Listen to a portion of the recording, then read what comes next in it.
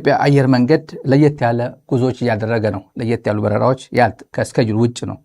ከኢትዮጵያ አየር መንገድ ሰዎች ምንጮቻችን ያደረሱን በአዲስ አበባ ድሬዳዋ፣ በሰመራው ሐዋሳ መስመሮች በዚህ መካከል ያልታቀዱ ወይም ከስኬጁል ውጭ የሆኑ ከዚህ ውጭ የሆኑ በረራዎች እየተከናወነ ይገኛል ብለውናል። ዛሬ አመሻሽ የሰጡን ነው። ሁለት ቦይንግ 737 አውሮፕላኖች ወደ ድሬዳዋ ደርሰዋል። ለምሳሌ ይሄ ከስኬጁል ውጭ ነው ብለውናል። ሌላ አውሮፕላን ከአዲስ አበባ ተነስቷል ዛሬ ብለውናል። ቅድም ከሐዋሳ ወደ አዲስ አበባም ያልታቀደ ከስኬጁል ውጭ የሆነ በረራ መኖሩ ምንጮቻችን ነግረውናል። ከኢትዮጵያ አየር መንገድ አካባቢ ዝርዝሩ የላቸውም፣ ግን ምክንያቱ አላወቁም። ምን ጭነው እንደሚሄዱ አይታወቅም። መረጃው ግን ነግረውናል። ሌላ አርኤስኤፍ የሱዳን ጃንጃዊ ሚሊሻ በአብይ አህመድና በዩኤኢ የሚደገፈው ሚሊሻ ሁርሶ ማሰልጠኛ በኢትዮጵያ ከድሮ ጀምሮ ከጥንት ጀምሮ ማሰልጠኛ ጣቢያ የሚታወቀው ሁርሶ ማሰልጠኛ አስገብቷል። 2000 አዳዲስ ሰልጣኞች ወደ ሁርሶ አስገብቷል አርኤስኤፍ። ይህም ከመከላከያ ሚኒስቴር ባልደረቦች ያገኘነው መረጃ ነው። በርካታ የብልጽግና ወታደሮች ወደ አሶሳ እያስገባ ነው ብልጽግና ሰሞኑ በሰፊው መካናይዝድም እግረኛም ወደ ቤንሻንጉል ጉሙዝ ወደ አሶሳ ግንባር በርካታ ጦር እያስገባ እንደሆነ ነግረውናል። ይሄ ወደ ኋላ አጫጭር መረጃዎች አስከትላለሁ። የትግራይ አቋም ሰሞኑ የድሮን ጥቃት የተፈጸመባቸው የደቡብ ወሎ ቅድስት አርሴማ ቤተክርስቲያን ገዳም፣ ትልቅ ገዳም፣ ጥንታዊ ገዳም መነኮሳት በድሮን ሲመታ ቪዲዮ አይታችኋል ሶሻል ሚዲያ ላይ። ምንም ጥርጥር የለውም ገዳም መሆኑ እየታወቀ ቤተክርስቲያን መሆኑ እየታወቀ ነው የተመታው። ምንድን አሁን የነገሮች መለዋወጥ እንደምታዩት ትግራይ 1 ሚሊዮን አለቀ ቢባል፣ አክሱም ተጨፈጨፈ ሲባል ጳጳሳት ተነስተው አንድ ሰው አልሞተም አክሱም እያሉ ይፎክሩ ነበር። ለብልጽግና አገልጋይ ሆነው የብልጽግና አፈቀላጤዎች ሆነው ከምዕመን በላይ አንድ ኦርቶዶክስ ጳጳስ ወይ ቄስ ወይ መነኩሴ እንኳን ትግራይ የኢትዮጵያ ኦርቶዶክስ ተዋሕዶ ቤተክርስቲያን ከእስራኤል ቀጥሎ እዛው እንትን የተደረገበት ማንኛውም በዓለም ላይ ክርስቲያኑም ብቻ ሳይሆን ለዓለም ለሂውማኒቲ ድምፅ ይሆናሉ ተብሎ የሚጠበቀው የሃይማኖት አባት የሚባል ለኦርቶዶክሳዊ ብቻ ሳይሆን ሌላም ጭምር ሰብአዊነትን የሚያስቀድም ነው። የጦርነት የትግራይ ጦርነት ግን በሙሉ ኤክስፖዝ አደረጋቸው። በሙሉ ማንነት ኢንቴግሪቲያቸው፣ ፐርሰናል ህይወታቸው ቤተክርስቲያኗን ጭምር ምን አይነት ቤተክርስቲያን እየተባለች ዓለም አቀፋዊት ጥንታዊት ኢትዮጵያ የመሰረተች ግዕዝ ያስተማረች ሀሁ የመሰረተች እየተባለች በራሷ ህዝብ ላይ አገዛዙ ወንጀል በሚፈጽምበት ጊዜ ግፋ በለው እያለች ገንዘብ ስታዋጣ ነበረች። አሁንም እዚህ ቤተክርስቲያን ውስጥ በዚህ ቤተክርስቲያን ከብረው አስኬማ አድርገው ምናያቸው ጳጳሳት ዛሬም ገና አልወጣላቸው ስለ ትግራይ ጉዳይ። በእውነት በጣም የሚያሳዝን። እነዚህ መስቀል እንካ እግዚአብሔር ይፍታ እያሉ የሚያሳልሙት የራሳቸው ጉዳይ ነው። እነዚህ የሚሳለም ምዕመን ማለት ነው። ለየት የሚያደርገው መሬት ላይ ያለው እውነታ እንደዛ ስላልሆነ የምናስተምረው መሬት ላይ ያለው እውነታ ተቀይሯል። የትግራይና የአማራ ጉዳይ አይታችኋል። ትላንት አማራ ሆይ ታሸንፋለህ፣ ፋኖ ያሸንፋል፣ አማራ ያሸንፋል እያለ አርሶ አደሩ በዚህ ፕሮግራም የተከታተላችሁ እሱን አማራ ክልል ያለው ሪያሊቲ። ከዚህ በኋላ ይሄ ትርፍ አንጀት ያረጋ ከበደ አስተዳደር የሚያስተዳድሩ አማራ ክልል የለም። ከብአዴን ራሱን አዳቅሎ ብልጽግና ነኝ ያለው ከዚህ በኋላ በአማራ ክልል ቦታ የለህም ብሎ ተነስቷል። የሚቀየር አይደለም። ጳጳስ ብንጫጫ ሼህ ብንጫጫ የሚቀየር አይደለም። ይሄ አሁን አማኑኤል አሰፋ የትግራይ ምክትል ፕሬዝዳንት የጻፈውን ተመልከቱ። መልእክት ነው ትልቅ። የትግራይ ምክትል ፕሬዝዳንት እንግዲህ አቋም ነው የመንግስት አቋም። ኢላማው የጠበቀ ጥቃት ነው የሚለው። ኢላማው የጠበቀ ጥቃት ታርጌትድ ነው። በቃ ምንም ብልጽግና በአማራ ክልል በኦርቶዶክስ ተዋሕዶ ቤተክርስቲያን ገዳማውያን ላይ ያካሄደው የድሮን ጥቃት በአጋጣሚ ኢላማው በሳተ ስህተት የተፈጸመ ሳይሆን ሆን ተብሎ ኢላማውን ጠብቆ እንዲገድልና እንዲያወድም በተተኮሰ ሰይጣናዊ ተልእኮ የተፈጸመ ነው ይላል። ብልጽግና ቤተክርስቲያንን በብሉይነት ፈርጆ የሁላችንም ታሪክና ቅርሶቻችን በመሰረዝና በማፍረስ ማንነት አልባ ህዝቦች ሊያደርገን የተነሳ ክፉ ጠላት ነው። ይህ ስርዓት ትላንት በትግራይ አብያተ ክርስቲያናትና መስጊዶች ላይ የፈጸመው ጥፋት ዛሬ እንደ በጎ ነገር በሁሉም አካባቢዎች አስፋፍቶ ቀጥሎበታል ብሏል። የትግራይ መንግስት አቋም የትግራይ ክልል ፕሬዝዳንት ነው። እናስታውሰው፣ ያሲን እናስታውሰው። ያሲን ብርጋዴር ጀነራል ያሲን አይ ቲንክ ሜጀር አሁን ምንድነው ሜጀር ጀነራል ይመስለኛል። ያሲን ደቡብ ሱዳን ማቆኔ ደቡብ ሱዳን ጦርነቱ ሲቀሰቀስ ትግራይ ስትወረር የመጀመሪያ ጥቅምት 24 ሲጀመር ሰላም አስከባሪ ሆኖ ደቡብ ሱዳን ነበር ያሲን። ብዙ ሰው ያሲን የትኛው ነው ሲያሳየን ትልናል አሳያቸዋለሁ። ያሲን ጨካኝ ነው። ያሲን አህመድ መሰለኝ የሚባለው ጨካኝ ነው። መስጊድ ይመታል፣ ገዳም ይመታል ያለው ሰውዬ ማለት ቸርች ይመታል ያለው ሰውዬ ማለት ነው። እነዚህ ሰዎች ናቸው የኢትዮጵያ መከላከያ ሰራዊት አባላት ናቸው የሚባል አዛዦች ናቸው የሚባል። ይሄ ሰራዊት እንዴት ነው ኢንዶክትሪኔት ተደርጎ ወደ ነበረበት ሊመለስ ይችላል ወይ? ሰራዊት አመራሩን ነው የሚመስለው። የኢትዮጵያ መከላከያ ሰራዊት ጄኖሳይደር ነው ጄኖሳይድ ፈጽሟል የሚባለው እኮ የኢትዮጵያ ልጆች ናቸው እኮ እነዚህ። እንዴት ነው ታዲያ የተለዩት? በኢንዶክትሪኔሽን ነው የተነገራቸው ነው። በዚህ በኩል ማሰብ ያለብህ ተብሎ በዚህ በኩል ማሰብ ሲገባ አይ በዚህ በኩል አስብ በዚህ በኩል አክት አድርግ ተብሎ በማይሆን ቦታ ስለተገኘና የተሰጠው ትምህርት ነው እንጂ ኢህአዴግ ሰራዊት የነበረው በ27 ዓመት የነበረው በኃይለማርያም በመለሰ የነበረው የኢትዮጵያ ልጅ ነው። ይሄም የኢትዮጵያ ልጅ ነው። ሐሰን ለማታውቁ ምን እንዳለ ቤተክርስቲያን ይመታል ገዳም ይመታል ያለው ሰውዬ ማለት ነው። ስለዚህ መንግስት ህዝባችን የሚለው እኛን ይወቁ። አሁንም እኔ ህዝብ በሚለው እንትን አልተው፣ ምክንያቱም ይሄን ሰራዊት እየወቁ ነው ያለው።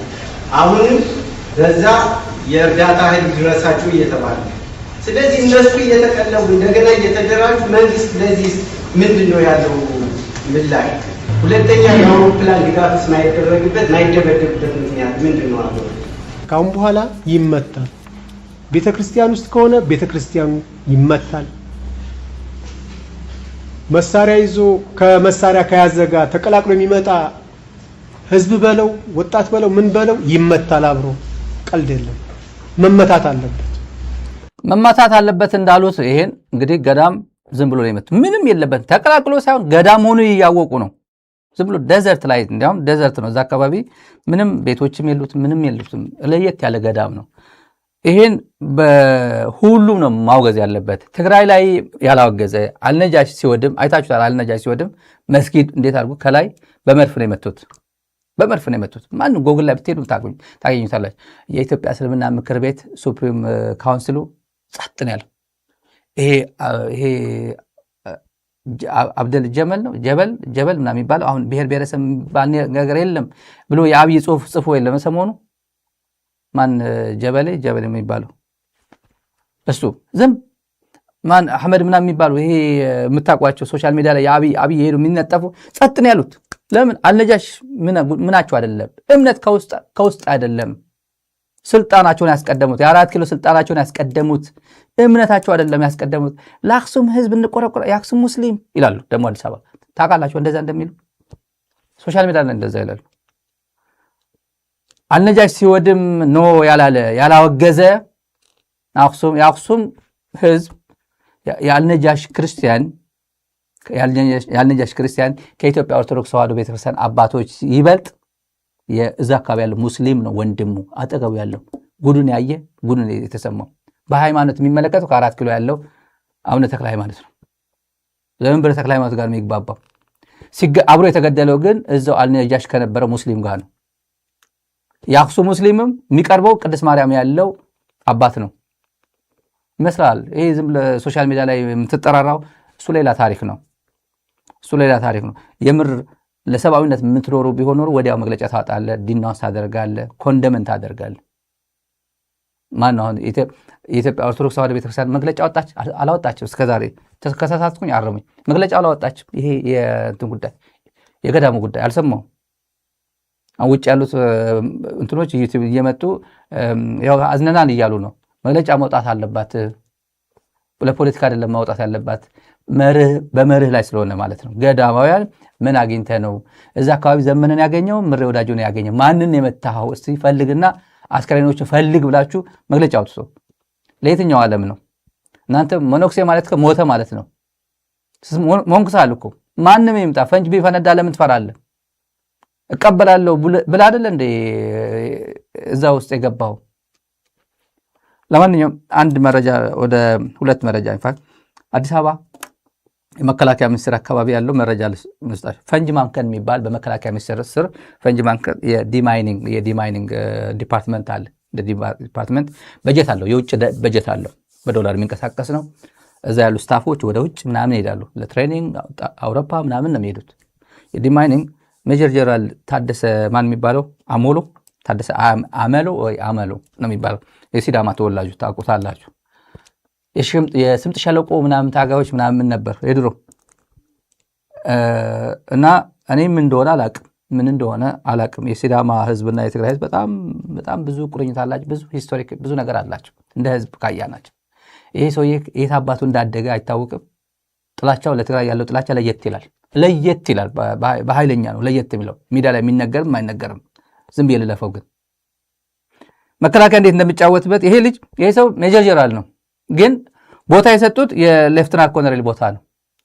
ይሄ የዲማይኒንግ የሚባል ፈንጅ ማምከን ምናምን ትንሽዬ ነገር ነው። ኤንጂኦ ስላለ ገንዘብ ተብሎ የተለያዩ የኢትዮጵያ አካባቢ ጦርነት የተካሄደባቸው አካባቢዎች ፈንጅ ማምከን ነው። እየሄዱ ኤንጂኦዎች አሉ ገንዘብ እየከፈሉ በባለሙያዎች ፈንጁን ማምከን ማለት ነው። ክፍሉ ብርሃኑ ጁላ ለዚህ ክፍል ላይ ሌተናል ኮሎኔል ማዕረግ ነው መመደብ የነበረበት። ትንሽዬ ነው። ምንድን ነው የመደበው? ሜጀር ጀነራል መደበበት። ሰውየው የት ይጣለዋ?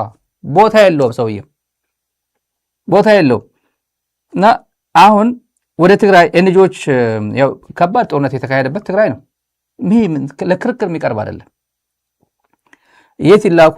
የውጭ ኤንጂኦዎች መጥተው 6-7 ኤንጂኦዎች መጡ ከአውሮፓና የት እናድርግ ኢትዮጵያ ብዙ ጦርነት አስተናግዳለች እና የት አካባቢ ስታፍ እንመድብ ምናምን ሄደው ሲሉ ትግራይ እንዳትመድቡ አላቸው። ትግራይ እንዳይመደብ ተመልከቱ። እነዚህ ሰዎች አሁን አይደለም የተባለው እኮ አምና ካቻምና ትግራይ እንዳትመድብ የለም በቃ አስፈልግም ተብሎ እንዴ ትልቅ ጦርነት የተካሄደው ዛሬ እንዴ ይሄ ሁላ ቦምብ የፈነዳው ዛሬ እንዴ ሄደን እንስራ እንጂ አይ የለም ምናምን ወደ አፋር ሄዱ ይላቸዋል። በስንት ድርድር እነሱ አንሰራም ወደ ትግራይ ማንሄድ ከሆነ ትልቁ ጦርነት ዓለም ያውቅ ጦርነት የትግራይ ጦርነት ነው። ወደ ትግራይ ጦርነት ማትፈቅዱልን ከሆነ ትግራይ ሄደን ዲማይኒንግ ያው ፈንጁ ማምከን ማትፈቅዱልን ከሆነ በጀታችን ይዘን እንመልሳለን ወደ አገራችን እንመልሳለን ሲሏቸው እሺ ነው ተብሎ የተወሰናቸው ወደ አፋር የተወሰናቸው ወደ ትግራይ ተባለ። ወደ ትግራይ 3 ተመደቡ። አንደኛው ኤችአይ የሚባል የመቀለ ዙሪያ የተመደበ ነው። ኤችአይ የፈንጅ ማምከን ነው። ሌላ ማግ የሚባል ነው። ይሄ ኤችአይ መቀለ ዙሪያ ነው። ማግ የሚባለው አክሱም ነው። አክሱም፣ አድዋ፣ ተንቤን፣ አብያ አዲ አካባቢ ነው የተመደበው።